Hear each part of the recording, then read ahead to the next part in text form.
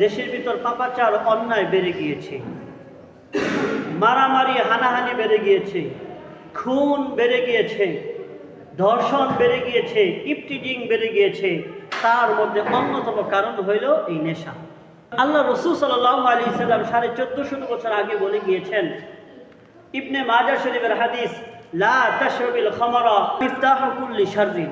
হে মানুষেরা, লা তাশরাবিল খামরা, তোমরা মদ পান করো না, নিশা জাতীয় বস্তু তোমরা সেবন করো না।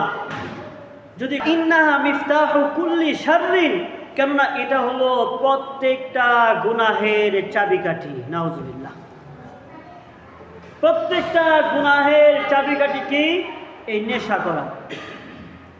সমাজে ইফটিজিং বেড়ে গেছে কেন? ওই ছেলেরা নেশা করে, নেশা করে মন যা চায় তার সামনে যদি মেয়েরা করে তাদেরকে ইফটিজিং করে। সমাজের ভিতর শিশু দর্শন বেড়ে গিয়েছে। কারণটা কি?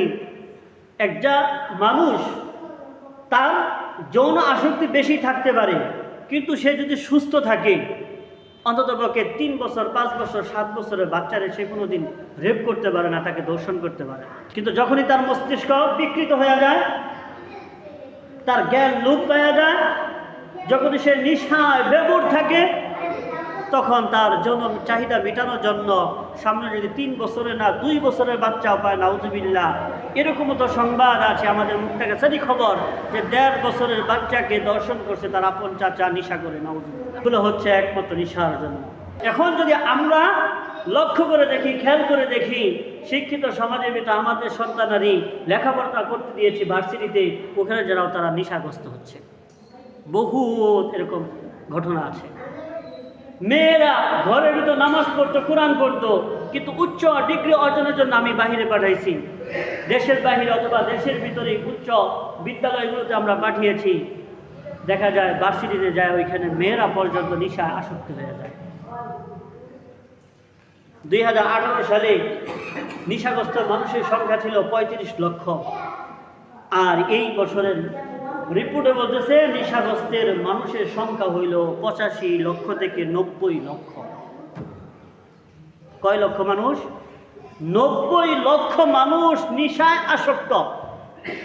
এই সমাজ আপনি পরিবর্তন করতে চাচ্ছেন।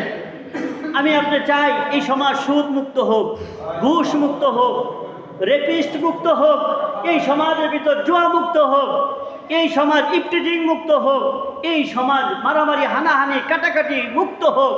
কিন্তু এটার মূলে যেটা আছে এটাকে আমরা মুক্ত করতে পারতেছি না, সেটা হলো নেশা। আজকে আমাদের দেশে নেশার ব্যাপারে জিরো টলার আসুক, একেবারে শূন্য খাতা চলে আসুক, দেখবেন আগামীকাল থেকে যেই পরিমাণ মারামারি হইতো, হারানি হইতো, তার অর্ধেকও থাকবে না ইনশাআল্লাহ। কিন্তু আমরা এটা বন্ধ করতে পারতেছি না। খেয়াল করলে দেখা যাবে এখানে ভিতর বড় বড় লিডাররা পর্যন্ত। আল্লাহ আল্লাহ আমাদের সকলকে বুঝবার তৌফিক দান করুক। এই নেশা, আল্লাহ রাসূল কি বলেছেন? লা তাশরাবিল খামরা ফা ইন্না মিফতাহু কুল্লি শাররিন। তোমরা নেশায় আসক্ত হয়ো না, শরাব পান করো না, গাঁজা খায়ো না, ইয়াবা সেবন করো না, কোনো ধরনের কোনো কিছুই সেবন করিও না। যদি করো তাহলে মনে রাখবা এটা হলো সমস্ত গুনাহের মূল, সমস্ত গুনাহের চাবিকাঠি।